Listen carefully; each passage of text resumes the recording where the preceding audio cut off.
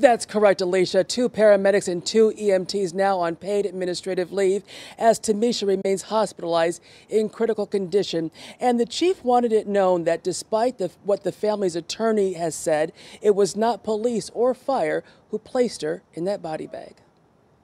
Do not carry body bags. Neither does the police department. We left her in care of the family to call the funeral home of their choosing. But still, 2 Southfield firefighter paramedics and 2 firefighter EMTs told the family of 20-year-old Tamisha Beauchamp that she was dead, even after Tamisha's godmother, a nurse, said she felt a pulse. I was holding her in my arms, and as I prayed, I was feeling for a pulse. And actually, I did feel a pulse. It was faint, but I felt a pulse. The initial time they arrived on scene, they administered emergency care.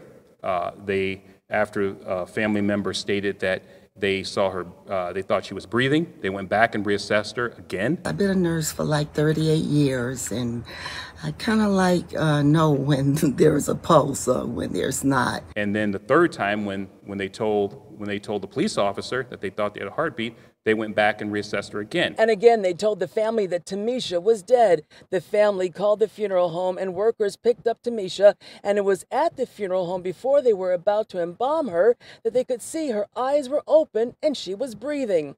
Today, Southfield Fire Chief Johnny MENIFEE said one of the responding paramedics has been on the job for 18 years and one of the EMTs has only been on the job for 6 months. But he would not say who assessed Tamisha. I don't want to get into all the details about what happened. Like I said, that's still under investigation of what happened, how it transpired. So at this point, I'm not going to be able to answer that question. You guys don't know who did it, or they're not saying who did it? Well, like I said, it's still under investigation, and that's how we're going to do it. I mean, I can't, like I said from the start, there are some questions I'm not going to be able to answer today. And the chief said that he does share in the family's anguish, though he admits that he has not reached out to them. You'll hear why coming up later today on Action News at 4 o'clock and also at 6. Reporting live in Southfield, Kimberly Craig, 7 Action News. Back to you, Alicia. I tell you what, our hearts go out to Tamisha and the Beauchamp family. Such a sad, bizarre situation to have to deal with. Thank you for that live update, Kim. New information now coming out in a deadly crash that happened in St. Clair County. This happened yesterday afternoon at the intersection of Broadbridge and Starville Roads in Cottrellville Township. And here's what police are telling 7 Action News reporter Darren Cunningham. Police spent hours at this intersection reconstructing the scene, trying to figure out what may have gone wrong. They've not yet released the names of the victims. However, friends are sharing their thoughts online. Investigations like this, the state police does a thorough investigation.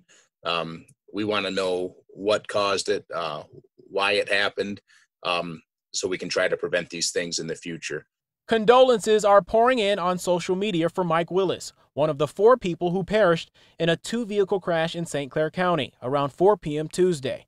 State police at the Lapeer post say a vehicle headed west on Broadbridge Road collided with a vehicle headed south on Starville. Both ended up in the woods. One caught fire. All 4 people that were involved in the crash actually perished. 3 were pronounced dead at the scene, and 1 was pronounced at an area hospital a short time later. There were 2 people in each vehicle, 37-year-old Mike Willis of Lapeer and a 34-year-old man from New Baltimore. In the other car, a couple, a 40-year-old man and 37-year-old woman from Cottrellville Township. All traffic crashes are tragic. When there's a fatality, they even become more tragic. When there's 4 fatalities, it's extremely tragic. And for the small communities that are grieving the losses, we just want to let them know that our thoughts and prayers are with them. There's no timeline on when this investigation will be complete. In St. Clair County, Darren Cunningham, 7 Action News.